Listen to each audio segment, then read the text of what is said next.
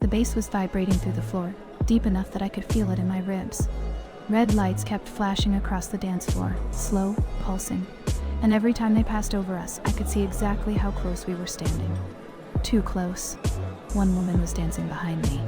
The other was right in front of me, and I was trying very hard not to look like I had completely lost control of my own body. The one behind me was my best friend's sister, which already should have been enough reason to step back. The one in front of me was the girl she'd been seeing for the past couple of weeks. Tall. Red hair. The kind of calm confidence that makes you feel like she's already decided something about you.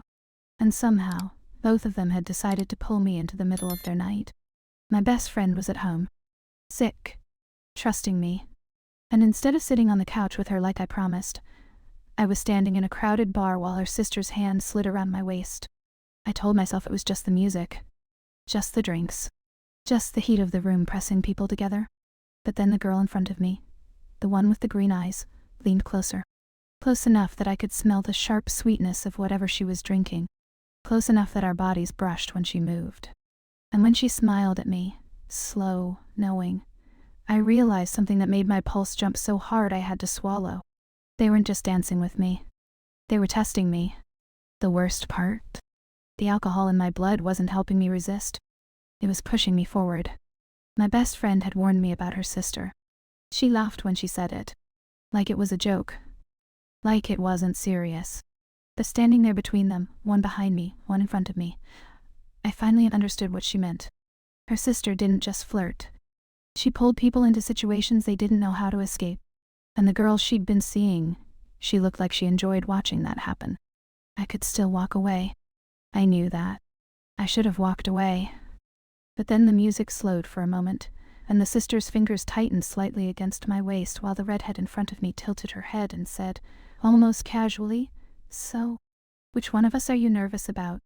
And in that exact second, with both of them watching me, the room spinning just enough from the alcohol and the heat, I made the mistake that would ruin the rest of my weekend.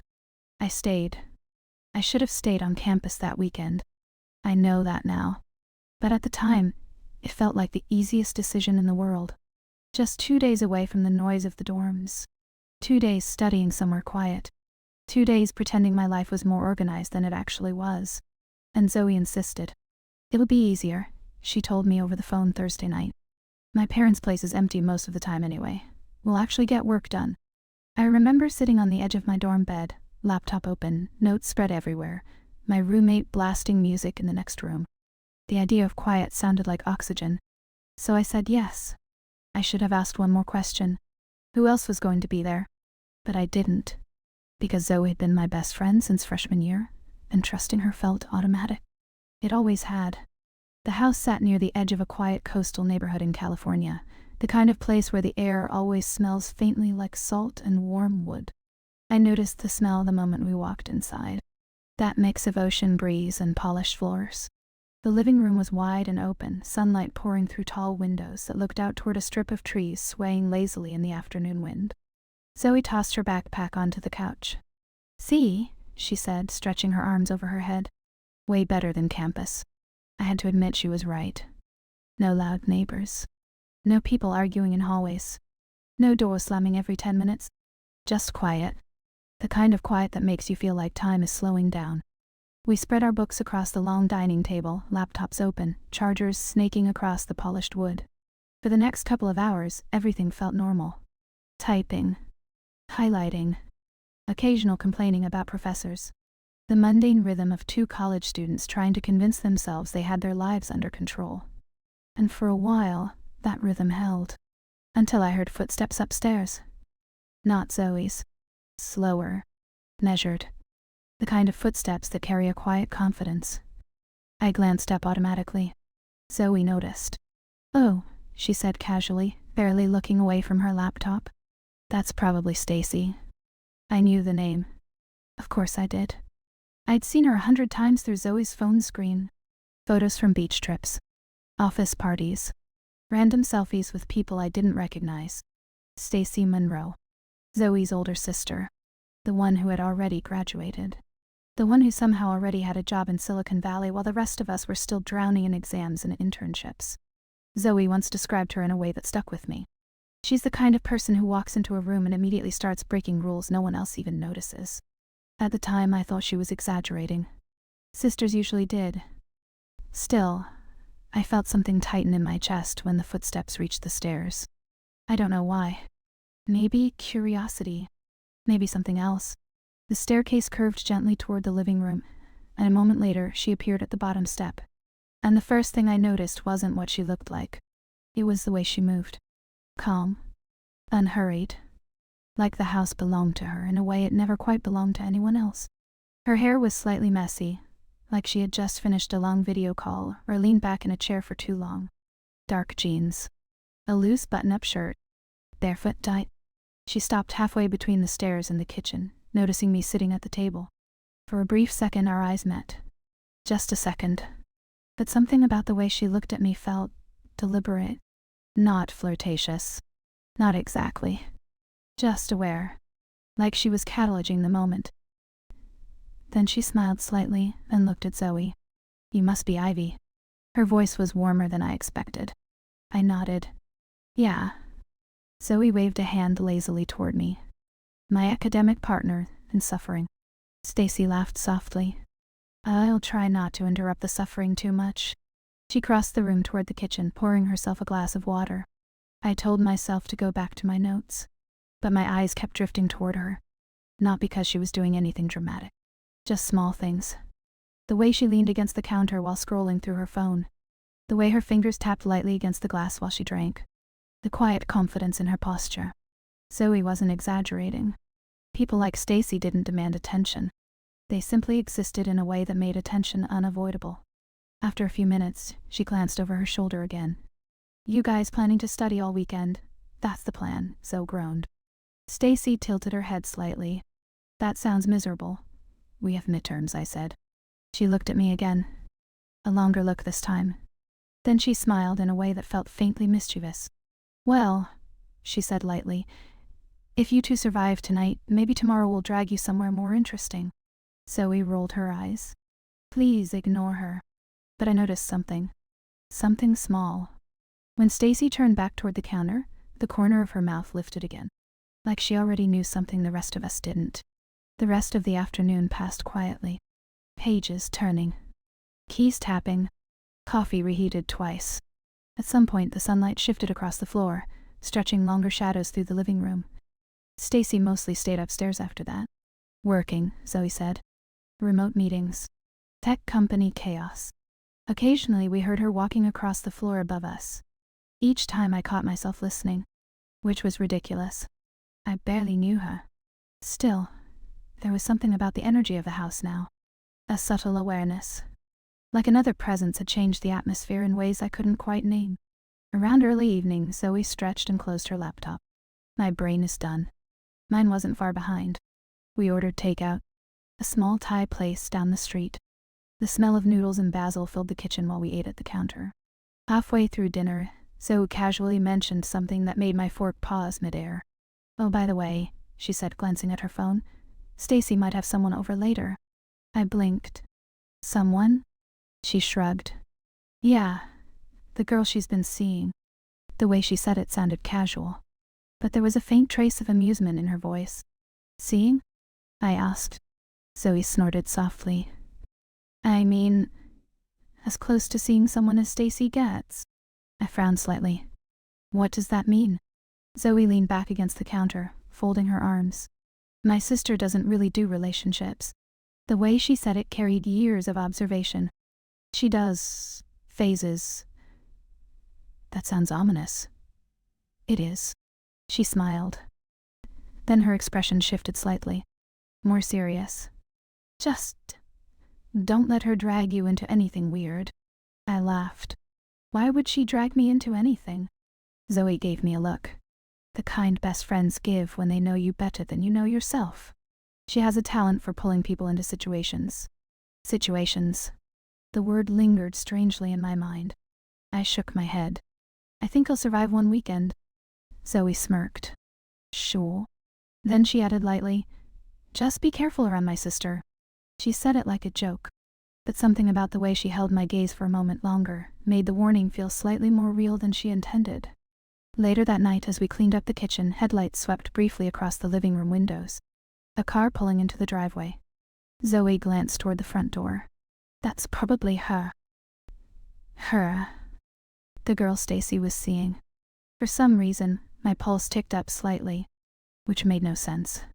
I wiped my hands on a dish towel, telling myself it was simple curiosity. Nothing more. Then the front door opened, and a voice drifted into the house. Low. Smooth. Unfamiliar. I hadn't even seen her yet, but somehow the atmosphere shifted again. Subtly. Quietly. Like the first ripple before a wave reaches the shore. And without realizing it, I looked toward the doorway. Just in time to see the red hair. The first thing I noticed was her hair. Not just red.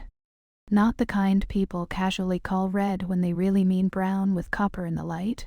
It was deeper than that. Richer. A real striking shade that caught the entryway lamp the moment she stepped inside, like the whole room had tilted slightly in her direction. She shut the door behind her with one hand and held a bottle of wine in the other.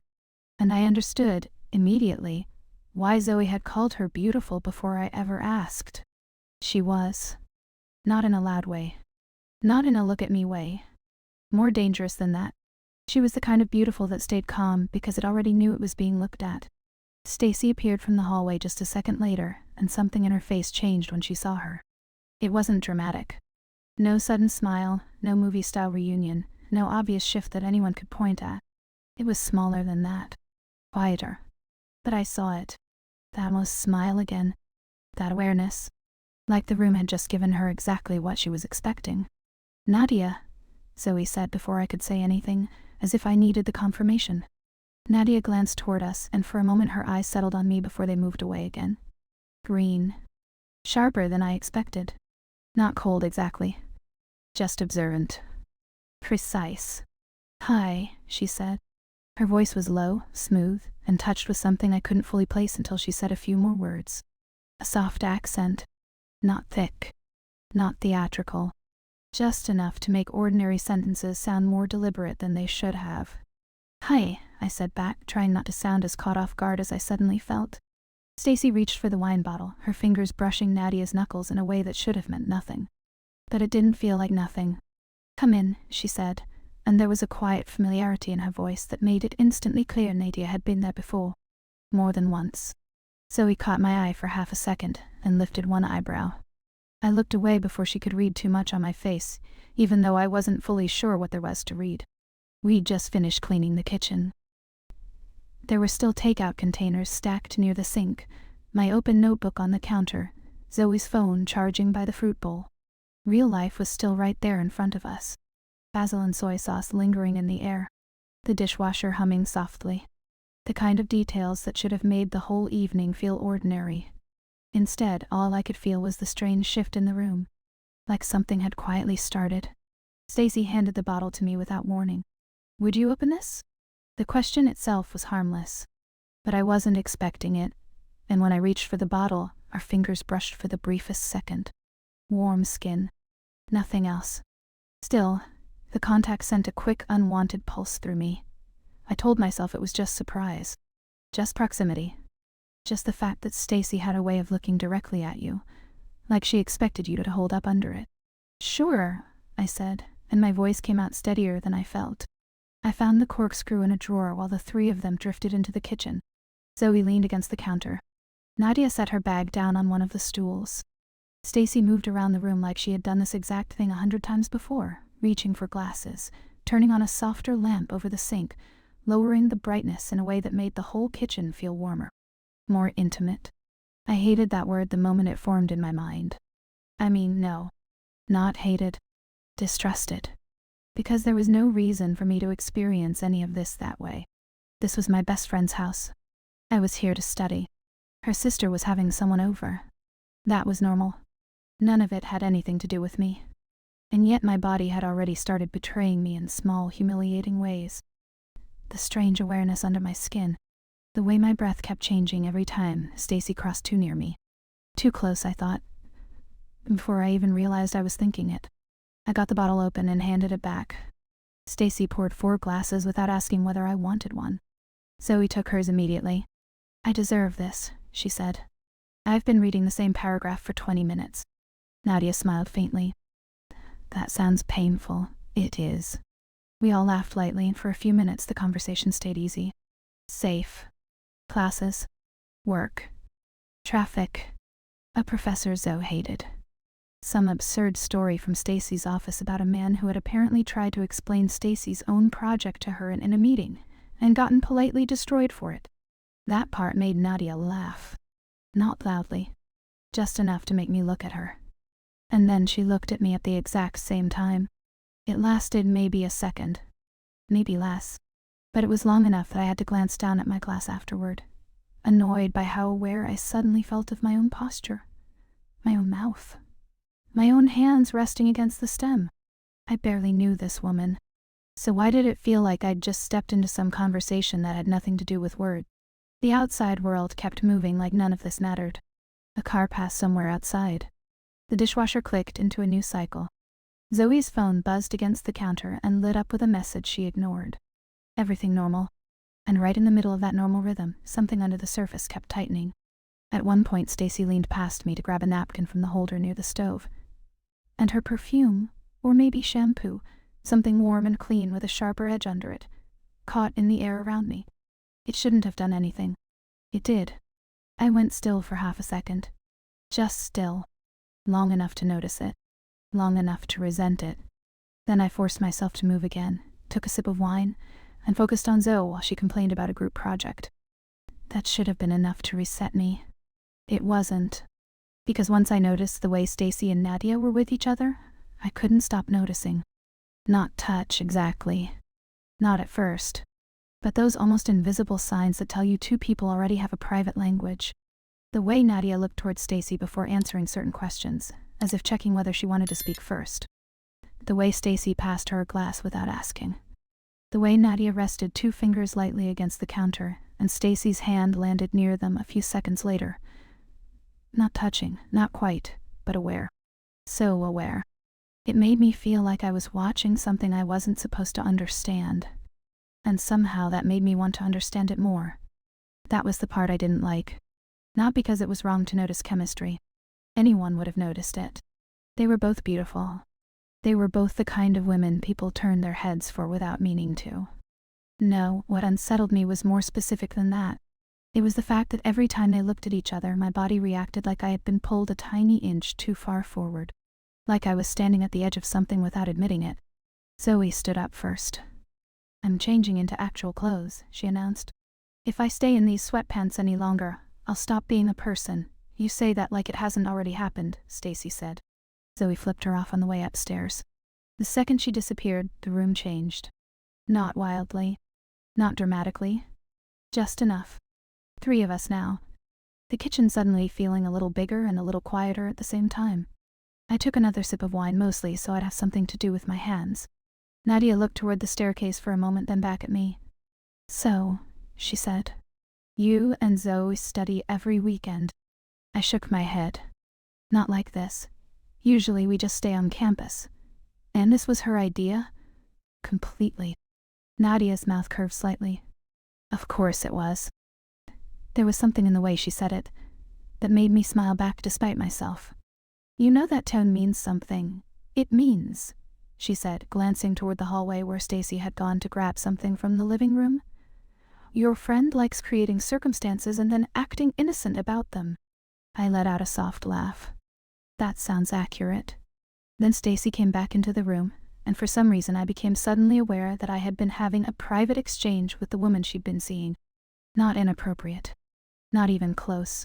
Still, something in me tightened. Stacy noticed it. I'm almost sure she did. She didn't say anything. She just set a small bowl of ice on the counter, topped off her own glass, and leaned one hip lightly against the edge near me. Too near to ignore. Not touching. But close enough that the side of my arm felt warm from her body heat. My pulse changed again. I hated how obvious it felt inside my own skin, even if no one else could possibly hear it. What? She asked suddenly. I looked at her. What? That face? I don't have a face. Nadia laughed softly into her glass. Stacy's eyes stayed on me. You do? It's your overthinking face. That's rude? It's accurate? The exchange was light. Easy. It should have stayed light. But the way Stacy looked at me after she said it, like she was interested in what came next, like she enjoyed the fact that I hadn't stepped away from her, left a slow warmth under my skin that the wine only made worse. "Maybe I'm just tired," I said. "Maybe," she said. It should have ended there. Instead, she tilted her head very slightly, gaze still on mine, and added, "Or maybe you're trying to figure us out." Us. The word landed so directly that for a second I forgot how to answer. Nadia didn't rescue me. She didn't look away either. She just watched me over the rim of her glass with that same unreadable calm. I laughed, but it came out quieter than I meant it to. "That sounds a little dramatic, does it?" Stacy asked. My throat felt suddenly dry. I took another sip of wine, though I didn't want more of it. The problem with moments like that is that they don't give you anything you can point to later. No line crossed. No obvious flirtation. No one saying anything they shouldn't. And yet the whole room can feel altered afterward. That was what unsettled me. Not action. Awareness. The kind that doesn't disappear just because everyone keeps acting normal. Zoe came back down in jeans and an oversized sweater, hair tied up, and the shift broke. Not fully, but enough to let me breathe a little deeper. A little. She looked between the three of us and frowned slightly. "What did I miss?" "Nothing," Stacy said too quickly. That made Zoe narrow her eyes. I focused on my glass. A very human impulse, I think, wanting things you know could complicate your life before you've even admitted that you want them. The thought came and went so fast it almost didn't feel like mine. But it stayed with me anyway. We moved into the living room after that. Zoe put on music through the speakers, something low and mellow at first, and stretched out on one side of the couch with her laptop. I took the armchair near the window with my notebook, pretending I still cared about the chapter I was supposed to finish. Stacy sat on the rug with her back against the couch. Nadia settled beside her, one knee bent, one arm draped loosely across it. The lamp in the corner threw a warm pool of light over all of us. Outside, the sky was turning that blue-gray color it gets right before full night. Inside, I was very aware of small things. The click of Nadia's rings against her glass. The glow of Zoe's laptop across her face. The way Stacy absent-mindedly tugged at the cuff of her shirt, then pushed her hair back with one hand. That gesture. It happened more than once.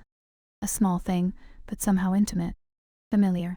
Like if I kept watching long enough I would start to learn her without permission. At some point Zoe got distracted by a message thread and started laughing at something on her screen. I looked down at my notes. When I looked back up, Stacy was already looking at me. Not smiling. Not speaking. Just looking. 1 second. Then 2. Music low around us. The house settled into stillness. A branch tapped faintly against the window with the wind outside. Somewhere down the street, a dog barked once and went quiet again. Nothing happened. That was the problem. Nothing happened, and the moment still felt heavier than it should have. I looked away first. My pulse was suddenly in my throat. Too close, I thought again. Except this time it didn't feel like I was talking about physical distance. I tried to read the same sentence in my notebook 3 times, and retained none of it.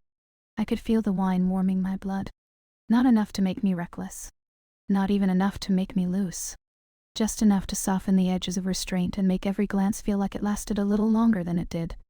Zoe finally closed her laptop and groaned. "If I do 1 more hour of work, I'll die. Tragic." Stacy murmured. "I'm serious. Let's do something else." "Like what?" I asked. Zoe turned toward Stacy immediately, like the answer had already existed in the room before she said it. "Take us somewhere." Stacy lifted one eyebrow. "Us?" "Yes, us." I should have said no right then. Not because there was anything wrong with going out. Because I already knew enough to recognize that something in me was unstable tonight. Curious in the wrong direction. Too aware. Still, I didn't speak. Nadia turned her glass slowly between her fingers and looked at Stacy. "There's that place down the street, the bar, with the dance floor." Zoe groaned. "Absolutely not." Stacy looked at her. "You don't like bars now? I like bars when my head doesn't feel weird." That made all of us pause. "You okay?" I asked immediately. She pressed her fingers lightly to her temple. "I think I'm just tired, and maybe dehydrated, or dying." "Again," Stacy said, tragic. Zoe gave her a flat look, but she smiled a second later. It turned into one of those ordinary little moments that families have, half concern, half sarcasm, entirely familiar. Stacy got up to bring Zoe water. Nadia reached over and took Zoe's abandoned laptop off the couch without being asked. I stood there stupidly with my notebook still in my lap, feeling like an outsider and not minding it nearly enough. Because what I should have felt was distance. What I felt instead was a strange pull toward the rhythm of them. Toward Stacy in particular. Which scared me more once I named it. Not attraction, I told myself at first. Just interest. Curiosity. The normal kind that happens when you spend time around someone who carries herself like she knows exactly what she's doing. Except that wasn't fully true, and I knew it. My body knew it before my mind admitted it. The heat at the back of my neck when Stacy set the water down and leaned over Zoe to touch her forehead with the back of her hand. The way my breath caught when she straightened and glanced at me as if she'd felt me watching. The immediate, stupid urge to look innocent. I knew better. There it was. Not loud. Not dramatic. Just a quiet truth sliding into place where I could finally hear it. I knew better. Which was exactly why none of this felt simple anymore. Zoe took some medicine, curled up at one end of the couch, and insisted she was fine. 10 minutes later, she looked worse. Pale. Irritated. The kind of off-balance sick that sneaks up on you. You should sleep, I told her. She nodded reluctantly. Then, because the night apparently wasn't done destabilizing me, she looked between me and Stacy and Nadia and said, "You three can still go out if you want." I laughed once, short and disbelieving. "I'm not leaving you here sick." "I'm not dying, Ivy. You don't look amazing." "I never look amazing in this lighting," she muttered. Stacy handed her the glass again. "Drink." Zoe obeyed, then sank deeper into the couch cushions. "I'm serious." "Go. It's literally 5 minutes away." "No, but..." She looked at me. Really looked at me. And there was that familiar best friend expression again, that annoying, sharp little knowingness I usually loved, and suddenly didn't trust. "Ivy, no." A pause. Then Zoe's gaze shifted briefly toward Stacy, then back to me. And something about that tiny glance made my chest tighten. Not because I understood it fully. Because I didn't. Not fully. But some part of me felt seen in a way I hadn't agreed to. "Go have one drink," she said quietly. "Then come back." I started to answer. Stopped. Because in the silence that followed, I became aware of Stacy watching me. And Nadia too. Not pushing. Not speaking.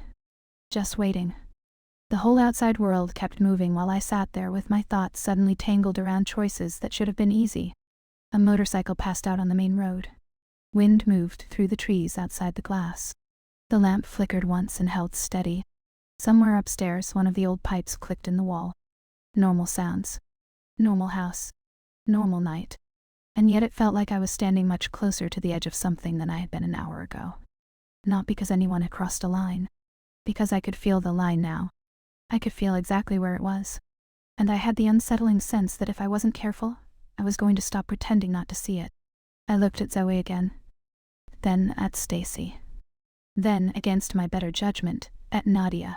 And when Nadia met my eyes, there was the faintest shift in her expression. So small I might have imagined it. Offness. Or interest. Or the quiet recognition that I was already hesitating for the wrong reasons. That was the destabilizing part. Not the attention itself. The fact that I didn't want it to stop. I should have said no. That was the clean version of the story. The reasonable version. The version I could have told myself later if I wanted to believe I'd been dragged into something against my will. But that wasn't what happened. What happened was quieter than that. More honest. Zoe stood up too fast from the couch, winced, pressed her fingers to her temple, and gave me a look I knew too well. The stubborn kind she used when she didn't want anyone fussing over her. "I'm going upstairs," she said. "If I lie down for 20 minutes, I'll be fine." "You don't look fine," I said. "I look dramatic. There's a difference." Stacy snorted softly from the kitchen doorway. Nadia, still seated on the rug, turned her glass slowly between her fingers, and watched all of us with that same unreadable calm that somehow made everything feel sharper. I got up anyway. "I'll come with you." Zoe stopped halfway to the stairs and glanced back at me. "No, you won't. Zoe, Ivy." Her mouth twitched, almost smiling, but she still looked pale. I'm serious. You're not tucking me in like I'm 6. I wasn't going to tuck you in. That sounded exactly like something a person who was about to tuck someone in would say. Normally I would have laughed. This time I didn't.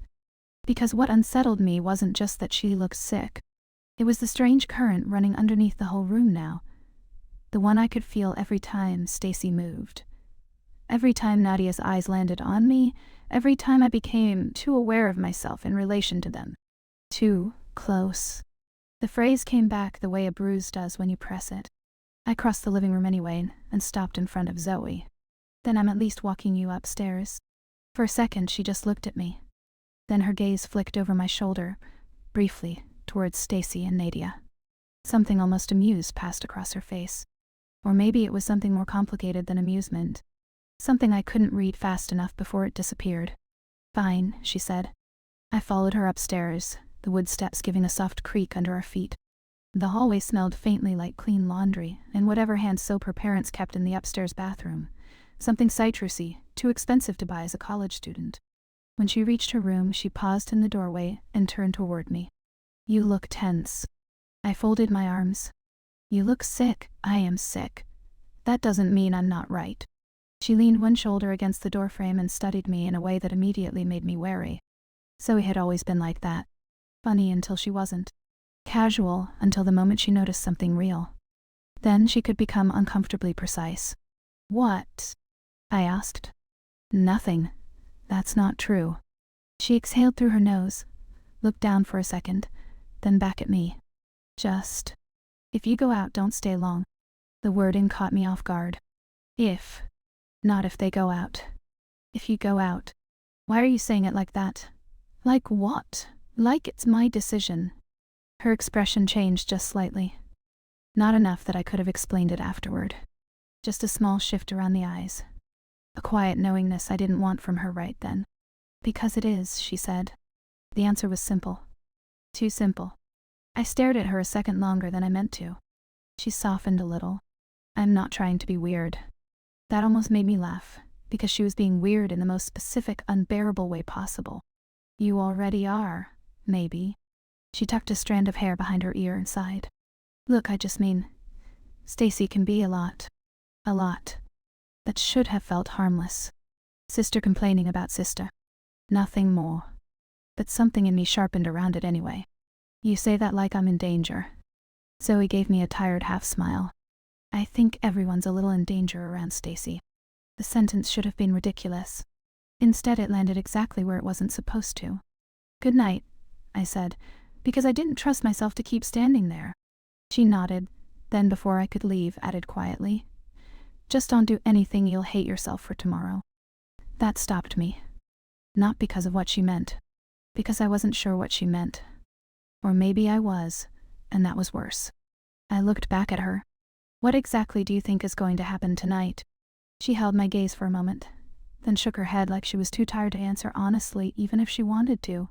I think you should help yourself by not overthinking. That's not advice. It's the only kind you ever ignore. I left before she could say anything else. The walk back downstairs felt longer than it should have. I could still hear the faint music from the living room, something with a slow beat now, lower than before. The house had that in-between silence it gets when one person has gone to bed, and the rest haven't decided what the night is yet. When I stepped off the last stair, all 3 of them weren't there anymore. Only 2. Stacy stood near the console table by the front door, checking something on her phone. Nadia was by the window, one hand resting lightly against the edge of the curtain as she looked outside. The lamp in the corner cast a warm gold across the room, and the sight of them like that, one in shadow, one in soft light, hit me strangely hard. Not because it was romantic. Because it looked already composed. Already charged. Like I'd walked back into a scene that had kept moving in my absence. Stacy looked up first. How is she? Annoying, I said. That sounds like Zoe. She says she just wants to sleep. Stacy nodded once, then slipped her phone into her back pocket. Good. That's probably for the best. Nadia turned from the window. You're still deciding? It took me a second to realize she was talking to me. About what? Whether you're coming. There was no pressure in her voice. That was part of the problem. If she'd sounded pushy, flirtatious, performative, anything obvious, I could have resisted it more easily, but she sounded genuinely curious. Calm. As if my answer mattered but wasn't owed. I looked at Stacy. She had one hand on the small table behind her, fingers relaxed, head tilted slightly, watching me. Not smiling. Not helping. Just waiting to see what I would do. My body reacted before the rest of me caught up. A small shift low in my stomach. Heat at the back of my neck. The strange, sharp sense that whatever answer I gave was going to say something about me I wasn't ready to hear. I told Zoe I'd stay with her, I said, even though that wasn't exactly true. Stacy's gaze held mine. Did you? There wasn't anything aggressive in the question. Still, it felt like she'd placed a finger directly on the contradiction I was trying not to look at. She said she wanted to sleep. So she did, Stacy said. I hated how reasonable she sounded. I hated even more that she was right. You don't have to come, Nadia said. I looked at her then. Really looked at her. Her red hair had fallen over one shoulder. She'd taken off her jacket at some point, and the black top underneath made her skin look even paler, more luminous in the soft light. Her expression wasn't smug. Wasn't amused. If anything, it was gentler than Stacy's. But there was still something in it that felt dangerous. An understanding. Like she knew exactly why I was hesitating. Not because I didn't want to go. Because I did. The realization made my pulse kick hard enough that I had to glance away. The outside world kept moving like none of this mattered. A pair of headlights slid across the far wall. Someone laughed somewhere outside on the sidewalk, and then kept walking. The refrigerator hummed. The ice machine clicked once in the kitchen. Ordinary sounds. Ordinary house. And right there in the middle of it, my entire body felt tuned too tight. Stacy pushed away from the table and crossed the room toward me. Not all the way. Just enough. Close enough that the air changed. You can come for one drink, she said. If you hate it, we come back. Her voice was lower than before. Not intimate.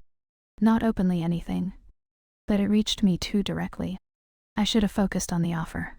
Instead, I focused on her wrist, where the cuff of her shirt had shifted back slightly, showing warm skin and the clean line of a watch I'd noticed earlier, and somehow remembered. That was the moment something in me cracked. Not visibly. Not dramatically. But undeniably. Because people notice beauty all the time. That's normal. They notice posture, voices, hands, looks. None of that means anything on its own. But remembering the exact line of her wrist from hours earlier, the sound of her footsteps on the stairs, the gesture she made when she pushed her hair back, that meant I had already been paying attention in a way I had no right to. And now I knew it. I saw myself differently in that exact second, not as a bystander feeling the odd tension in someone else's house, but as the kind of person who had been drifting toward the edge of something long before I admitted it. Ivy? Stacy said. I hadn't realized I'd gone quiet. I swallowed. One drink. Stacy's mouth moved like she was trying not to smile too much. Okay. Nadia picked up her jacket from the arm of the couch. The movement was graceful, unhurried. She came toward us and stopped on Stacy's other side. For one irrational second, I became painfully aware of being positioned between them in the room. Not physically trapped. Nothing so dramatic, but framed by them. It made my pulse jump again. I went to grab my bag, then stopped and laughed once at myself. I don't need my bag. You probably need shoes, Stacy said. I looked down. I was still wearing my socks. Nadia's mouth curved slightly. That might help. The laugh that escaped me this time was real. Brief, startled, but real. And the strange thing was that it made the tension worse, not better. Something about being able to breathe around them made me more conscious of how little distance I was keeping inside myself. I went upstairs to put on shoes. When I reached the guest room, I had to sit on the edge of the bed for a second before bending to lace them. The room was dim, except for the bedside lamp I'd left on earlier. My sweater was draped over the chair.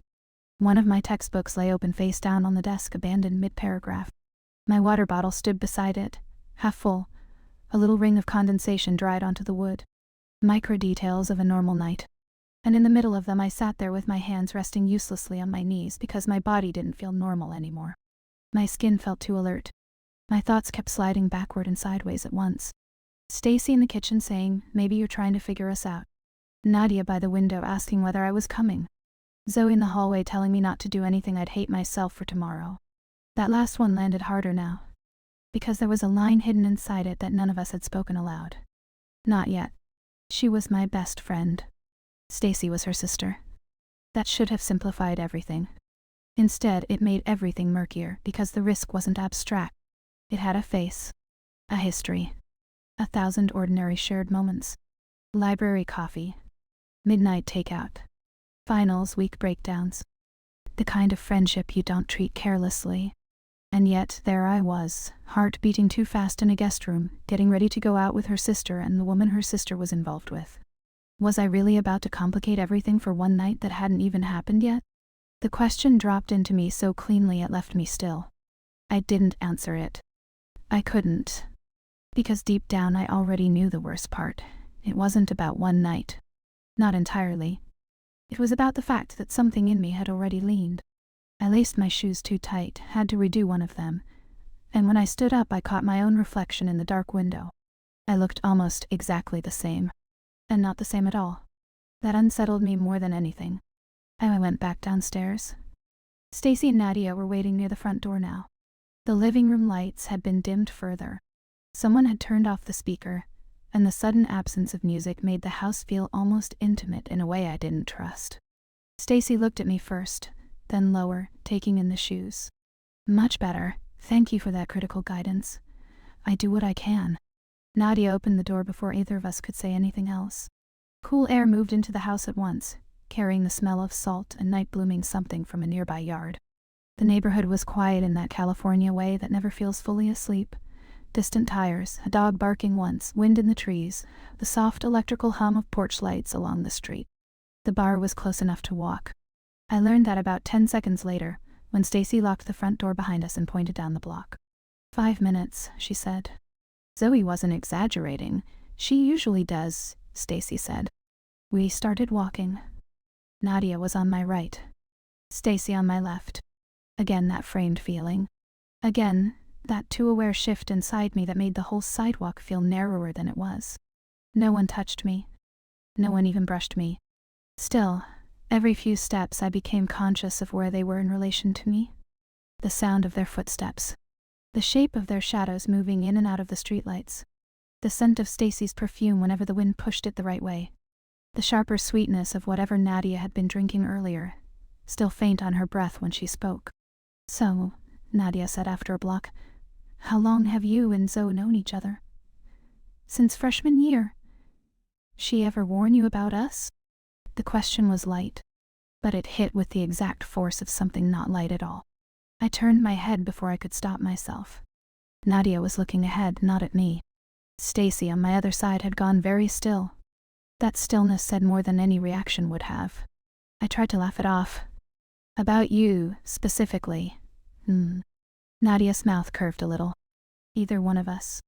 I should have said something clever. Something neutral. Instead, the truth came out. She told me to be careful around her sister. Stacy let out a quiet breath and might have been a laugh. Did she? I looked at her. She still wasn't smiling fully. But there was something in her expression now. Something more direct. Interested. Almost pleased. She made it sound like a joke, I said. What part sounded like the joke? Stacy asked. The night air felt cooler on my face than it had a second ago. Are you seriously asking me that? Yes. Nadia looked between us then, not intervening, just watching. Observing. The entire street kept existing around us, someone unloading groceries from a car half a block away, music pulsing faintly from somewhere ahead, the red blink of a pedestrian signal at the corner. Everything moving. Everything normal. And right there under a street lamp with the smell of the ocean in the air and Zoe asleep back at the house, I felt the shape of the danger for the first time without pretending it was theoretical. Not because Stacy touched me. Not because she said anything explicit. Because she looked at me like she wanted an honest answer. I gave her one before I could decide not to. You. Silence. Small. Heavy. Then Nadia looked down briefly, smiling to herself in a way I couldn't read. Stacy held my gaze 1 second longer than she should have. Fair, she said softly. That one word changed something. It was tiny. Barely anything from the outside. A joke, maybe. A charged little exchange on a quiet sidewalk. But inside me, it moved everything. because I could no longer pretend the tension was one-sided or imagined or harmlessly vague. She had heard me, and instead of shutting it down, she had stepped half an inch closer to the truth. By the time we reached the bar, my body knew it before the rest of me did. The place was louder than I expected once we stepped inside. Music in the walls. Low red light across the room. Glasses flashing behind the bar. The scent of liquor, perfume, citrus, sweat. All of it folded together into that particular, charged warmth bars get when the night is just beginning to tip into something else. Stacy put one hand lightly at the small of my back to guide me through the crowd. It lasted maybe 2 seconds. No more. But my reaction was instant. Breath caught. Heat down my spine. A sharp, humiliating awareness of exactly where her hand was, and how badly my body recognized it. I kept walking because stopping would have made it obvious. Too obvious. We found a small standing table near the edge of the dance floor. Nadia leaned in to say something to Stacy, close enough that I caught only the shape of it, not the words. Stacy nodded. Then Nadia turned to me. "What do you drink? Whatever isn't terrible. That's not useful." "It's very honest." She laughed and went with Stacy toward the bar. I stayed where I was, alone for the first time in several minutes. That should have helped. Instead, it made me feel the full force of my own pulse. The dance floor moved in front of me, bodies in shifting light, people laughing too loudly, strangers leaning close to be heard. A woman near the speakers threw her head back laughing while her girlfriend, or wife, or date, who knew, wrapped an arm around her waist. Someone brushed past my shoulder on the way to the restroom. Ice clattered into a metal scoop behind the bar. The whole world continued, with perfect indifference to the fact that my inner life had become dangerously specific. I was standing in a crowded bar with my best friend's sister and the woman she was seeing. And for the first time that night, I wasn't just nervous around them. I wanted something. I still couldn't name the full shape of it. That was what made it so dangerous. Stacy and Nadia came back with drinks. Mine was something cold and bitter with lime, sharper than I expected. "You'll like it," Nadia said. "I feel like that's a threat. It could be." Stacy looked at me over the rim of her own glass as she took a sip. That look again. Too direct. Too steady. And somehow the room, already loud, seemed to narrow around it. We talked for a while after that. Small things. Easy things. Work. Child. College. Music. Places nearby. It should have grounded me. Maybe it did, for a few minutes. But every now and then one of them would glance at the other, or one of them would ask me something in a tone that felt just a little too interested, and the ground would shift again beneath whatever composure I thought I had recovered. At some point Stacy laughed at something I said and rested her hand briefly against my forearm. Just there. A light touch. Barely anything. But it changed the temperature of my entire body. I looked down at her hand, then back up at her. And in that exact second, whatever uncertainty I had left about myself became impossible to maintain. Because my first instinct wasn't to move away. It was to stay still, so she wouldn't take it back. The realization hit hard enough that my whole chest went tight. Stacy removed her hand a second later. Nadia noticed. I know she did. Her eyes moved once from Stacy's face to mine and back again, and something in her expression sharpened. Not jealousy, not exactly, but awareness turning more deliberate. No one said anything. That was the danger. No one had to. A few minutes later, the beat of the music changed. Slower. Heavier. More physical. Nadia looked toward the dance floor. Then at Stacy. Then, to my surprise, at me. Come dance. It wasn't a suggestion. Not rude. Not forceful. Just said with the kind of certainty that made refusal feel suddenly theatrical. I'm not much of a dancer. That's never stopped anyone here. I looked instinctively at Stacy for rescue. Or maybe, permission. I'm still not sure which is worse. Stacy set down her glass. Come on, Ivy. The way she said my name, easy, low, familiar after so few hours of knowing me, did something I didn't know how to defend myself against. I went. Of course I did. And as we moved toward the dance floor, the lights shifting red and gold across the crowd, one thought rose cleanly above all the noise, all the heat, all the stupid lies I had been telling myself since that afternoon. I wasn't just in danger around Stacy anymore. I was becoming dangerous to myself. The first thing I noticed on the dance floor was how little space there really was. Not just physically. emotionally. The second we stepped into the shifting red light and bass-heavy music, the outside world thinned. The crowd closed around us. Bodies moving. Glasses flashing. Someone laughing too close to my left. A couple nearly colliding with us before spinning away again. The room gave us just enough space to move. And somehow that made everything feel more intimate, not less. I should have stayed near the edge. That would have been the smart thing. Dance for a minute. Smile. Prove to myself I could exist in the same charged space as Stacy and Nadia without letting it mean more than it did. Then step back.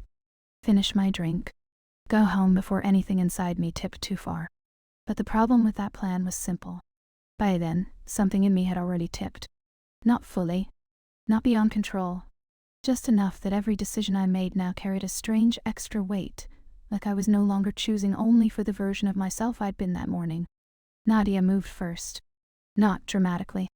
She just turned toward me with her drink still in one hand, set it down on the nearest ledge by the speakers, and let the rhythm take over the line of her body in that unforced way some people have. She didn't dance like she was performing for the room. She danced like she trusted it to look anyway. Stacy was different. More restrained at first.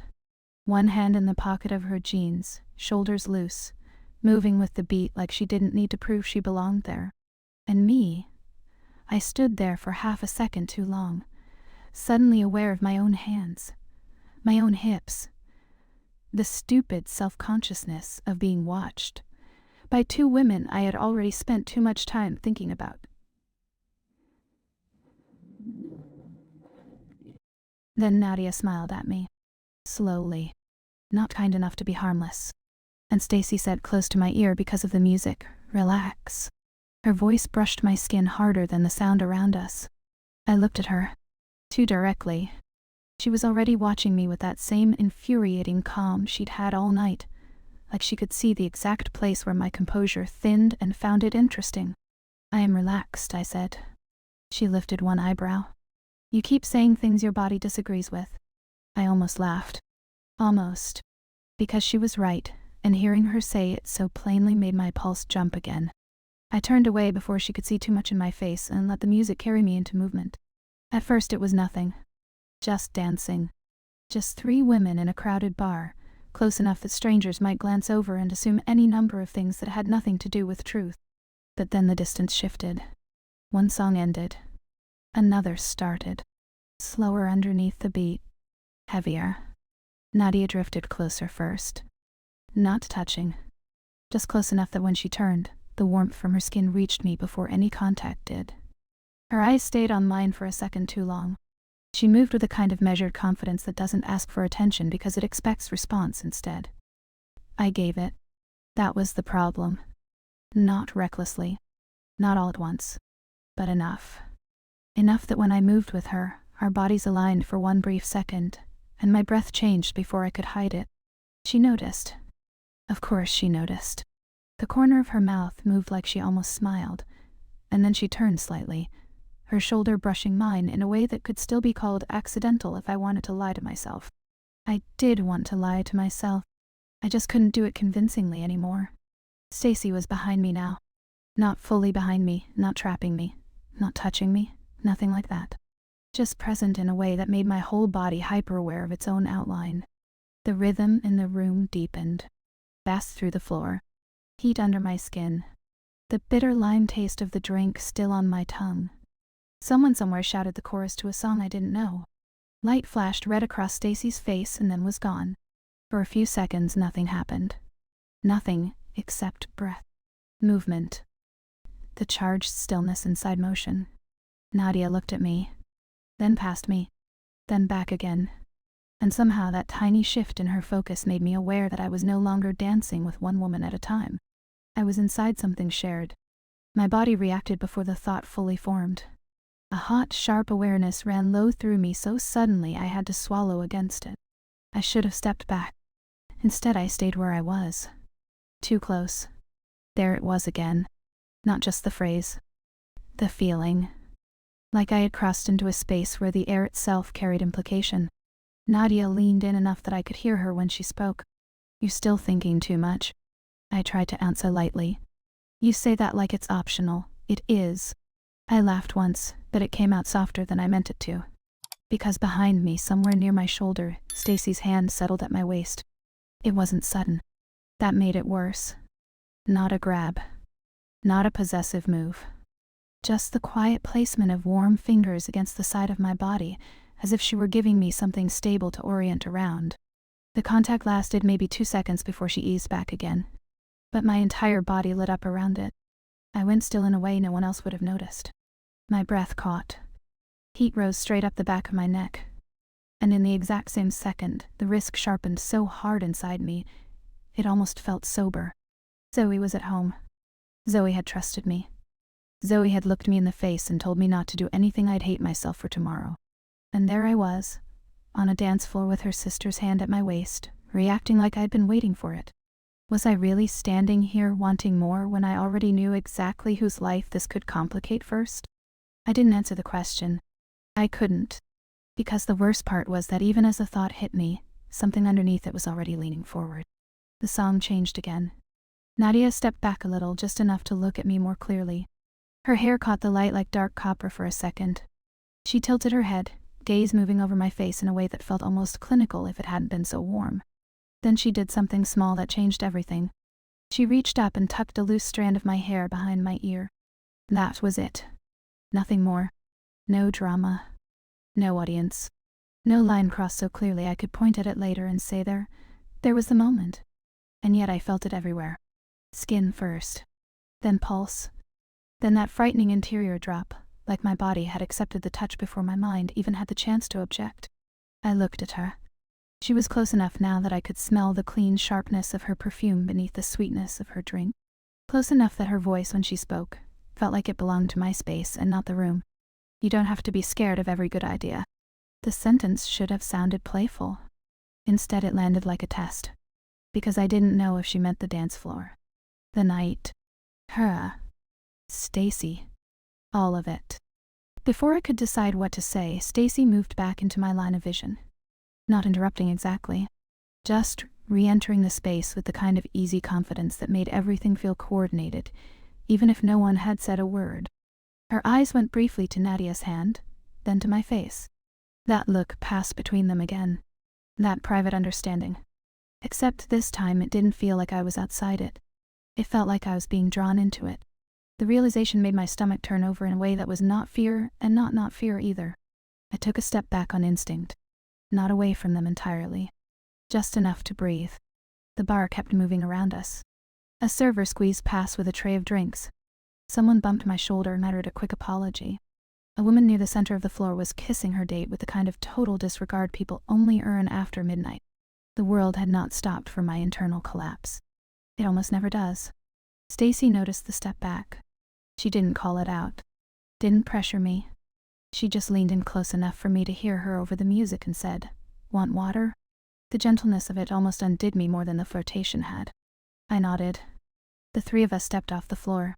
That'd have been the point where the night softened, if anyone had wanted it to. But the problem with tension is that once it finds its shape, ordinary gestures start carrying too much weight. Waiting at the bar for water shouldn't have felt intimate. It did.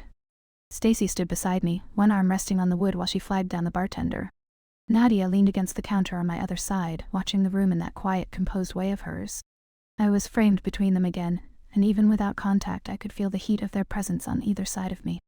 The bartender slid over a glass of water. I reached for it at the same moment Stacy did. Our fingers touched. A laugh escaped me, small, strained, not entirely from amusement. "You first," I said. Stacy looked at our hands, still barely touching the glass, then up at me. "No, you?" The room suddenly felt too warm. I took the water. My hand wasn't steady enough, and I hated that I knew she noticed. I drank anyway. Cold. Metallic at first from the ice. Real enough to ground me for a second. Nadia turned toward me a little more. Better? Maybe? That bad? I let out a breath through my nose. I'm just not used to. I stopped. Not used to what? Being looked at like this? Wanting like this? Being placed in the middle of something I had no experience controlling? The unfinished sentence hung there. Nadia's gaze softened by a fraction. Stacy answered for me instead. "Not used to us," she said. There was no arrogance in it. That was what made it dangerous. Just honesty. I stared at her for half a second too long. "No," I said quietly. "I'm not." No one moved. The pause that followed was small on the outside and enormous inside me. This was one of those moments where plot doesn't really advance at all. No dramatic gesture. No confession. No kiss. Just three people standing in red low light while something heavy passes between them and changes the air. I became acutely aware of my own breathing. In, Gia. Out. Too shallow. I looked down at the water glass in my hand because looking at either of them felt like agreeing to something I still didn't know how to name. The ice clicked softly as I shifted my grip. A mundane sound. Almost laughably mundane. And yet the room seemed built around it for those few seconds. Then Nadia said very quietly, "You can leave with no hard feelings." I looked up. The words were generous. Her face wasn't mocking. If anything, she looked sincere. That sincerity made the next part even more complicated because it gave me an exit while also forcing me to acknowledge that I was the one choosing not to take it. Stacy didn't interrupt. Didn't persuade. Didn't tell me to stay. She only watched me. That was somehow worse. I knew better. There it was again, altered now. Not a warning exactly. More like a truth I could no longer separate from desire. I knew better, and I was still here. "I don't want to leave," I said. The words came out before I fully realized I had decided to say them. And once they were there, hanging in the air between us, something subtle but irreversible shifted. Not because the statement was dramatic, because it was mine. Mine to regret later. Mine to defend. Mine to remember. Nadia's eyes held mine first. Then Stacy's. Neither of them smiled right away. No one wanted to cheapen the moment by pretending it was lighter than it was. The music changed again. Far away. Heavy beat. Someone shouting along. The bartender set down 3 fresh napkins at the far end of the counter. A couple squeezed into the space near us and immediately began arguing about whether to leave or order another round. Real life continued, clumsy and loud and indifferent. And right there in the middle of it, I had just admitted something I couldn't take back. Stacy took a sip of her drink, still watching me over the rim of the glass. Then she set it down and said, "Okay." Just that. No triumph. No push. But her voice had changed slightly. Lower now. Closer to serious. Nadia looked toward the dance floor. One more song. I should have heard the danger in how casually she said it. I did hear it. I went anyway. The second time on the floor felt different. No hesitation now, not in the same way. I had already admitted I wanted to stay. That gave the next few minutes a frightening clarity. Every look meant more because I had already chosen the room it happened in. This time Stacy moved closer first. Not enough to scandalize anyone. Just enough that I could feel the line of her body near mine when the crowd shifted. Nadia stayed in front of me. The balance of it was so precise it stopped feeling accidental at all. I became aware of details with humiliating intensity. The warmth of the room pressing against my skin. The faint dampness at the inside of my wrist where condensation from the water glass had dried too slowly. The sound of my own breath when the music dropped low for a few measures. Stacy's fingers grazing the side of my arm. Not even a full touch, just a pass of knuckles as people moved around us. I closed my eyes for 1 second. That was all. 1 second. Long enough to feel how badly I wanted the room to stop asking me to pretend. When I opened them again, Nadia was watching me with unmistakable interest now. Not vague. Not curious in the abstract. Interested. And Stacy, God, Stacy, looked almost too calm for what I could feel happening in my own body. There are moments where the distance between decision and action gets so thin, it stops feeling measurable. This was one of them. Nadia stepped closer. My breath shifted. Stacy's hand returned to my waist, steadier this time. The crowd moved around us. Lights flashed. Someone laughed in the wrong place, too loud, then disappeared into the beat. My heart was pounding so hard I could feel it in my throat. Nadia looked at my mouth, then back at my eyes. The gesture was so old, so familiar in human terms, and still it landed like something new because of everything around it, because of the hand at my waist, because of the woman behind me who was my best friend's sister, because of Zoe asleep back at the house, because all the Dan here now had names and faces and history attached to it. I should have stepped away. Instead, I stayed still. That stillness was its own answer. Nadia reached me first. The kiss was brief. Soft at first. Question before certainty. It barely lasted a moment, but my body reacted like I had been dropped into warm water without warning. Heat. Everywhere. Breath gone. Hands suddenly uncertain at my sides. When she pulled back, it was only far enough to read my face. I didn't know what mine was showing. Shock, probably. Wanting, definitely. Fear. All of it. And before I could recover enough to think my way back into a safer version of myself, Stacy turned my face gently with 2 fingers under my jaw. There was no rush in her. That was the part that undid me. Like she wanted me to have time to stop this if I wanted. Like she was waiting for the truth and not trying to manufacture it. I felt the answer in my own body before I named it. I wasn't stopping this. Her kiss was different. Warmer. Deeper without being rough. It carried all the composure she wore like a second skin, and still somehow managed to feel more dangerous than Nadia's because of what it meant. Because she was Zoe's sister. Because she was the one I'd been orbiting since the first sound of footsteps on the stairs. The room tilted. Not literally, but enough that when she pulled back, I had to steady myself with one hand against Nadia's shoulder. Nadia didn't move away. Her hand came up to my wrist instead, light and grounding. I could barely hear the music anymore. Just the bass. My pulse. Someone near us cheering at something unrelated that sounded impossibly distant. I looked at both of them and knew, with sudden terrifying clarity, that I had crossed something I would not be able to uncross by morning. No one said anything for a second. Then Stacy leaned closer and spoke near my ear. Still want to leave?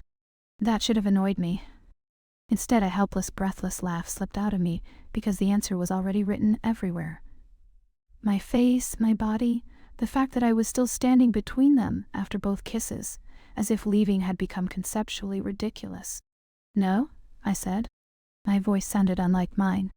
Softer, rougher at the edges. Nadia's fingers traced once down the inside of my wrist, and were gone. Then let's go, she said. Not home, not yet, not specified. Just go.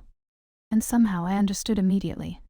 The walk back to the house blurred in a way that had nothing to do with alcohol, and everything to do with aftershock. The air outside was cool enough to sting my skin after the bar. My mouth still held the ghost of both kisses in completely different ways, and I hated how vividly I could tell them apart. No one walked too close to me this time. That was almost generous. As if the space between us was the only reason I could keep moving forward without falling apart. Still, the pressure had changed. We weren't returning from a normal night out anymore. We were carrying something back with us. A secret already alive. At the house, Stacy unlocked the front door quietly. The entryway was dim. Only the lamp by the stairs had been left on. The entire place felt suspended in the kind of silence that amplifies every small sound. The lock turning, shoes being slipped off, Nadia setting her bag down too carefully, my own breathing far louder in my ears than it should have been. I looked instinctively toward the staircase. Zoe. The thought hit again, clean and hard. Zoe asleep upstairs while I stood in her house with the memory of her sister's mouth still warm on mine. For 1 second, guilt cut through everything else so sharply I almost stepped back. Almost said goodnight. Almost tried to rescue myself with the thinnest version of decency left. But then Stacy looked at me. Just looked. And that fragile equilibrium I had managed to recover on the walk home turned unstable all over again. Because the danger was no longer hypothetical. We had touched it. And now the question wasn't whether something had happened. It was how much further I was willing to let it go. The house was too quiet for what I was feeling. That was the first thing that unsettled me once the front door closed behind us. Not the kisses. Not even the fact that I could still feel them in different places inside me, as if my body had already started sorting them into separate memories. It was the silence. The soft lamp by the stairs. The faint hum of the refrigerator from the kitchen. The way the whole house seemed to be holding its breath while I stood there with my shoes still on, and my pulse still too high, knowing I had crossed something I wouldn't be able to explain away by morning. Nadia shut the door gently behind us. The click of the latch sounded much louder than it should have. For a second, none of us moved. That stillness was worse than the bar had been. Worse than the music, the heat, the bodies moving around us. Out there, everything had been loud enough to blur the edges of what I was doing. In here, There was nowhere for the truth to hide. Zoe was upstairs. Asleep maybe. Or not asleep. Or waking up right now and reaching for water and finding the house too quiet in the wrong way. The thought hit me so hard I had to look toward the staircase again. Stacy noticed. Of course she noticed. She didn't touch me. Didn't rush me. She just followed my gaze, then looked back at me with something steadier than desire in her face now. Something more serious. More dangerous maybe, because it meant she understood exactly what this cost. We can stop, Nadia said softly. Her voice pulled my attention back. She was leaning lightly against the wall by the door now, one shoulder resting there, her red hair slightly mussed from the walk back. The calm in her expression hadn't disappeared, but it had changed shape. It no longer felt like detached observation. It felt like care mixed with appetite. Space being offered without pressure. That should have made it easier. Instead, it made the choice more real. I looked at Stacy, then at Nadia, then down at my own hands useless at my sides. It would have been so easy to leave the moment there. To say goodnight. To go upstairs and shut a guest room door between myself and whatever this had become. To wake up the next morning with only enough evidence to call it reckless and singular and survivable. I could still do that. I knew I could. That was what made the next truth so impossible to soften. I didn't want to. Not because I was drunk. The alcohol had dropped into that honest late-night clarity where excuses stop working and your choices start sounding like your own voice. Not because they were beautiful, though they were. Not because I was caught in a moment, though I was. I didn't want to stop because somewhere between the kitchen and the sidewalk and the dance floor and the walk home, I had stopped feeling like a guest standing near someone else's fire. I was burning too. My breath came out unsteady. I should go upstairs, I said. The words were true. Just not true enough. Stacy's eyes stayed on mine. Do you want to? No one else could have asked me that question without it sounding manipulative right then. She made it sound devastatingly simple. Do you want to? Not should. Not can. Not what happens if. Just want. The answer moved through me before I said it. No. The room didn't change. The lights didn't dim. Nothing cinematic happened to announce the decision. And yet everything in me shifted around that one word. Nadia let out the softest breath, almost a smile. Stacy looked at me for another second, long enough that I felt seen in a way that had nothing to do with being looked at and everything to do with being understood at the exact moment I stopped pretending. Then she said quietly, "Come here." I went. Not quickly. That mattered to me. Not like I was falling. Not like I had lost all judgment. I went because I was choosing to move closer. Because that had become the only honest direction left. Stacy met me halfway. Her hand came up first, slow enough for me to turn away if I wanted, and rested against the side of my neck. Warm. Steady. Her thumb barely brushed beneath my ear. That tiny contact sent a tremor through me so immediate I had to close my eyes for a second just to stay inside my own skin. When I opened them again, she was closer. Not kissing me yet. Just there. Breath and heat and the quiet gravity of another person no longer pretending the distance means anything. You can still tell me no, she said. It should have calmed me. It made me want to cry a little. Which was absurd and terribly inconvenient, and so sharp that I almost laughed at myself for it. Instead, I shook my head once. No. The kiss was slower this time. Not because the wanting had dimmed. Because there was no music to hide behind now. No crowd. No movement to carry us forward. Every second was clear. Chosen. The kind of clarity that makes even softness feel irreversible. Her mouth was warm and patient, and impossible to stay detached from. One of my hands found her wrist without meaning to, then slid higher, as if I needed somewhere to hold on to the reality of her. She made a small sound against my mouth. Not dramatic, barely there, and the intimacy of that sound in that quiet house undid something in me, more thoroughly than the dance floor had. When she pulled back, it was only enough to look at me. My breathing had gone shallow again. I could feel it. I could feel everything. The pulse in my throat. The heat climbing under my sweater. The way my whole body had shifted toward her with an honesty that would have been humiliating if it didn't also feel like relief. Nadia stepped closer then. Not into us. Into the moment. Her hand touched my arm lightly, and I turned toward her almost on instinct, startled by how natural that movement felt now. She kissed me differently than Stacy did, Less composed, maybe, though no less deliberate. A little sharper at the edges. The kind of kiss that asked a question and already knew I was too far inside the answer to lie. By the time we moved, really moved, from the entryway toward the hallway, and from the hallway toward Stacy's room, I no longer felt like I was stumbling after the night. I felt like I was walking into it with my eyes open. Still scared. Still guilty. Still aware of every risk breathing under the surface. But open. That was the fracture. That was the transformation. Not the kisses. Not even the fact that I followed them down the hall. It was the fact that I had stopped splitting myself in two. The house knew our footsteps. That's how it felt. The wood gave those tiny familiar creaks under us. A floorboard near the stairs. A softer one halfway down the hall. The air cooler away from the front door. The faint smell of clean linen, and the ghost of someone's perfume hanging where the hallway narrowed.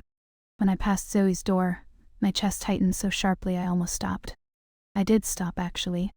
One step. Then stillness. The handle was only a few feet away. Behind it was the simplest version of my life. Best friend. Safety. Mourning. Pretending. Behind me was everything I had already admitted wanting. The silence there was unbearable. No one pushed me. No one spoke. That made it worse. I looked at the door. Then down the hall. Then finally back at Stacy, who was standing a few feet away outside her room with her hand resting on the frame, waiting without expression, except for the one that mattered most right. Then. She was not going to decide for me. And suddenly I understood something that should have been obvious much earlier. Whatever happened next, I would not be able to blame either of them for it. This would be mine. That truth steadied me more than it scared me. I turned away from Zoe's door. The sound of Stacy's room closing softly behind us felt like a line being drawn somewhere deep under my ribs. I remember little details first. The lamp on her dresser, still on. A chair with a blazer folded over the back. One heel kicked halfway under the bed. A charging cable trailing from the nightstand to the floor. The open book lying face down near a glass with old water in it. Real life. Always real life. That almost hurt because nothing in the room was prepared for seduction. Nothing theatrical. It was just her room, inhabited and imperfect, and because of that, it felt far more intimate than any polished fantasy could have. I stood there for a second, not trusting my knees. Nadia moved to the dresser and turned the lamp down slightly. Not off. Just softer. The room settled around us. Stacy took a step closer and searched my face in that calm, infuriating way she had, as if she refused to let anything happen here, without making sure I was still inside it with her. "You're shaking," she said. "I know. Do you want me to slow down?" I almost laughed at the impossibility of the question. This was slow down. This was the slowest possible version of a night that had somehow still become too much and exactly what I wanted at once. I let out a breath and told the truth. "I don't want you to stop." Something in her face softened then. Not victory. Not relief exactly. Something gentler than both. Nadia had come back to stand near us, close enough that I could feel her presence like warmth before touch. Her fingers brushed mine once, then linked lightly for just a second, grounding me more than pulling me anywhere. That was how the rest of it unfolded. Not as a blur. As gravity. A slow, undeniable disappearance of the last distances that had been pretending to matter. Hands learning where they were welcome. Breath changing. Silence saying as much as any word could have. The room itself fading around edges I had noticed minutes earlier. So all I could really hold on to was sensation without spectacle. The warmth of skin, the softness of sheets, the quiet sounds people make when they stop trying to seem unaffected. There are thresholds that don't feel like one sudden crossing. They feel like hesitation dissolving. Like the body reaching a truth before the mind can wrap language around it. Like realizing no one is going to step back now, not because no one can, but because none of us want to. That was the moment that mattered most. Not the specifics. The surrender. The recognition. The quiet, devastating fact that I was no longer standing outside my own desire, trying to judge it from a distance. I was living inside it. And when the last of that restraint finally gave way, it did not feel vulgar or frenzied or like some exaggerated version of want. It felt warm. It felt sharp. It felt like falling into something I'd been circling all day and only just understood the depth of. I lost track of time the way people always claim they do, and I never quite believed until then. The room dimmed further. At some point I heard distant wind against the window and realized the house had settled into full night without my noticing. The details that had seemed so precise at first, the chair, the lamp, the book, melted into background while closeness replaced everything else. What I remember after that is aftermath. Breathing slowly settling. A small broken laugh escaping me when I realized how impossibly far I was from the person who had sat at the dining table that afternoon, pretending she was only there for a study weekend. Foreheads resting together for a second too long. The silence that comes when the world outside continues existing, but no longer feels urgent enough to interrupt what just changed. I lay there between them, staring at the dim line of shadow on the ceiling, and understood with frightening clarity that whatever else happened now, regret, consequences, exposure, tenderness, none of it, I would never be able to honestly say that night had meant nothing. Because it had. Not just physically. Emotionally. In the part of me that had spent too long performing certainty. Something irreversible had happened. Nadia was the first one to move. Not abruptly. Just the practical half-waking movement of someone looking for her phone on the nightstand in early morning dimness. The room had gone pale at the edges. Not full daylight, but enough to tell me I'd slept at least a little and not well in the ordinary sense. I opened my eyes slowly. The first thing I felt was the sheet against bare skin and the immediate flood of memory that followed it. The second was Stacy's arm still warm against me. For one stupid, suspended second I didn't move at all. Neither did she. Then Nadia found her phone, checked the screen, and muttered something under her breath in Russian too fast for me to understand. She sat up, her hair a soft, unruly spill over one shoulder, and looked at both of us with an expression I still think about because it contained more things than I could name at the time. Not hurt exactly. Not surprise. A kind of quiet acknowledgement, maybe. As if she had known before I did that the axis of the night was shifting somewhere she wouldn't remain at the center of. "I need to go," she said softly. The words dropped gently into the room. Too gently for how much they changed. Stacy pushed herself up onto one elbow. "No?" Nadia looked at the phone again. Yearly meeting. It was true, probably. But not fully true. You learn quickly when emotion gets complicated that practical reasons often arrive carrying the weight of other things no one wants to drag into the light before coffee. I sat up a little more, pulling the sheet higher without thinking. The movement felt painfully intimate in its own right. Nadia looked at me then, directly, almost kindly, and a strange embarrassment moved through me. Not because I regretted anything, but because the room now held daylight and consequence. "Hey," I said, and hated how unsure I sounded. She gave me a small smile. "Hey." Nothing cruel. Nothing cold. That somehow made it much harder to read. She leaned over and pressed a brief kiss to Stacy's shoulder. Then, after the smallest pause, she touched my knee lightly through the sheet. Just once, a gesture so simple it almost undid me, and stood up to gather her things. No dramatic goodbye. No scene. Just the unbearable normalcy of someone looking for one boot, finding an earring near the chair, tying her hair back with the elastic from her wrist. Real life again. And for the first time since the night had tipped, I felt the pressure of what came next. Not Nadia leaving. Stacy beside me. Zoe upstairs. Morning. Truth. After the bedroom door closed behind Nadia, the room was almost too still.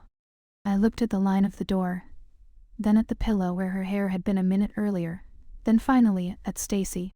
She was already watching me. In daylight, the composure she carried looked different. Less like control. More like restraint. As if she had 1,000 things she could say and was choosing not to waste the first one. I looked down instead. At the sheet. At my own hand gripping it. At nothing. I didn't expect. I stopped. What? I let out a breath and tried again. Any of this? Her mouth moved very slightly. I know. It should have comforted me. It didn't, not entirely. Because there was a second question underneath the first and both of us could feel it there. What was this now? One night? A mistake? Beginning of something neither of us had earned the right to want? I looked up finally. "You don't usually." I almost said do this. I almost said wake up like this. I almost said look at people this way after. Instead I gave up on elegance. Zoe said you don't really do relationships. A flicker of amusement crossed her face and was gone. Zoe says a lot of things. That's not an answer. No. She shifted a little closer. It isn't. We sat in that for a moment. No music now. No bar noise. Just the distant sound of a faucet turning on somewhere in the house. A pipe clicking. Morning assembling itself around us whether I was ready or not. Then Stacy said quietly, I don't usually wake up wanting the same person to still be here. The sentence landed so directly I forgot to breathe. She could have said it softer. She could have disguised it. She didn't. I stared at her. And something in me, something that had been braced all morning for detachment, for her easy charm turning casual in daylight, gave way so suddenly it almost hurt. What about Nadia? I asked. There was no accusation in it. Just truth. Because whatever this was, she had been here too. She had been part of it. Part of us. Part of the night. The tenderness I felt did not erase that. Stacy looked toward the door, then back at me. She and I. She paused. Not searching for a lie. Searching for precision. We were never that. Not really. We liked each other. We liked the same kind of nights. But that's not what this feels like. This. The word moved through me like warmth and fear braided together. Before I could answer, a knock landed at the door. Not loud. Not dramatic. Just 2 controlled taps. Every muscle in my body tightened at once. Stacy went still.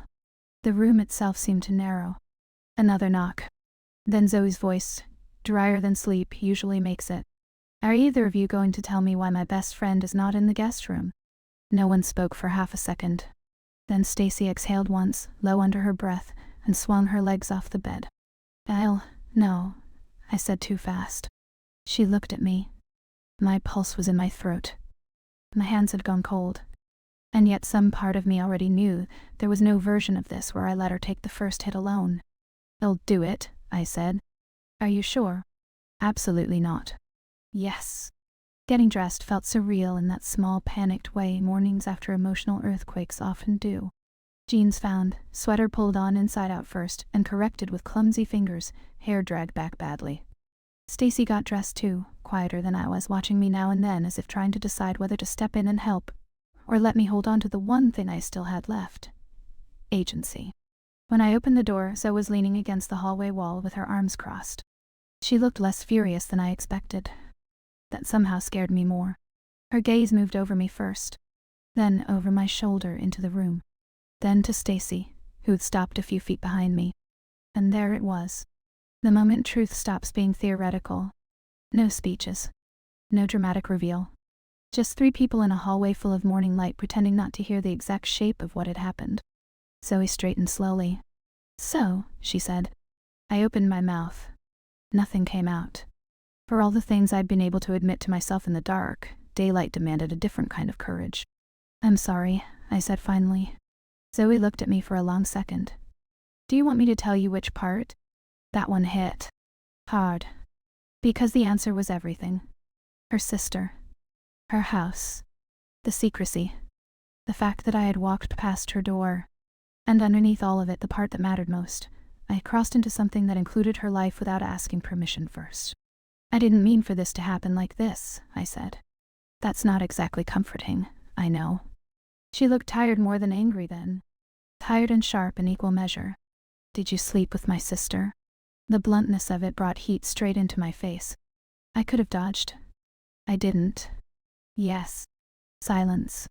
Then Zoe closed her eyes for a second like she was reorganizing her entire internal file system around a fact she had maybe suspected and still didn't enjoy hearing. When she opened them again, she looked at Stacy first. Was this another one of your weekends? Or are you actually going to be serious for once in your life? That changed the room more than anything else. Because it revealed in one brutal sentence exactly what her fear was. Not scandal, not moral offense, not even betrayal in its simplest form. It was me. Me getting hurt. That realization broke something open in me so cleanly, I almost reached for her. Stacy answered before I could. I'm serious. Zoe's laugh was short and unbelieving. That would be new, I know. The honesty of it silenced all 3 of us for a second. Then Zoe looked back at me. And for the first time since I opened the door, the anger in her face eased just enough for the love underneath it to show. It made everything worse. And better. At the same time, "I'm not going to tell you who you can love," she said quietly. "That's not what this is." The word love hit me like a private explosion. Too much. Too soon. And yet none of us corrected it. Zoe kept going. "But if you do this, if you really do this, don't be stupid. And don't let her break you just because she finally decided to feel something." I stared at her. Then at Stacy. Then back at Zoe. Some part of me had been bracing for rupture. For a door slammed shut. For the end of something. Instead, what I got was more complicated, and therefore more painful. A warning wrapped around acceptance. Love refusing to pretend it wasn't afraid. My throat went tight. "I never wanted to hurt you." "I know," Zoe said. "That's why I'm still standing here talking." That nearly undid me. I stepped toward her before I could overthink it, and after the briefest hesitation, she let me hug her. It wasn't neat. It wasn't immediate forgiveness. Her body stayed a little stiff at first, then softened by degrees, the way trust does when it's trying to survive new information without lying about the cost. Over her shoulder, I saw Stacy still standing in the doorway of her room, watching us with an expression I would later remember more vividly than some of the kisses. Not triumph. Not relief. Something closer to reverence. As if she knew exactly how much it mattered that Zoe had not walked away. When Zoe pulled back, she wiped under one eye in a way that pretended not to be emotional, and failed. "I hate both of you a little," she muttered. "Fair," Stacy said. Zoe pointed at her without looking away from me. "Mostly her." That made me laugh through the pressure in my chest. And somehow the sound of it in that hallway was the first thing that made the morning feel survivable. The rest did not resolve neatly because real things rarely do. Zoe went downstairs for coffee with the air of someone granting us temporary, continued existence. Nadia texted once, a short, clean message to Stacy that I did not read but somehow understood the shape of anyway. Stacy and I stood in her room afterward with daylight fully in the corners now, neither of us pretending the night had been simple or isolated. At one point she reached for my hand. Not dramatically. Just quietly. And when our fingers linked, the pressure inside me changed again, not disappeared, not calmed, but transformed. Less like a cliff edge. More like ground I had not expected to find under me. Too close, I thought. And then, for the first time, the phrase shifted. Not too close. Just close enough to change me. Later, as the morning kept widening and the house slowly returned to the ordinary sounds of people making coffee and opening cabinets and trying to behave like their lives had not tilted overnight, I stood by Stacy's window and looked out at the pale California lights slipping acre assess the trees. The world hadn't ended. That was almost the strangest part. It had simply become a different world than the one I woke up in the day before. And somewhere inside that difference I had become someone I recognized more clearly than before. Not cleaner. Not more innocent, but more honest. Desire had not ruined me. It had revealed me. So tell me this, have you ever crossed a line and found yourself more truthfully on the other side? Thank you for staying with me through this night.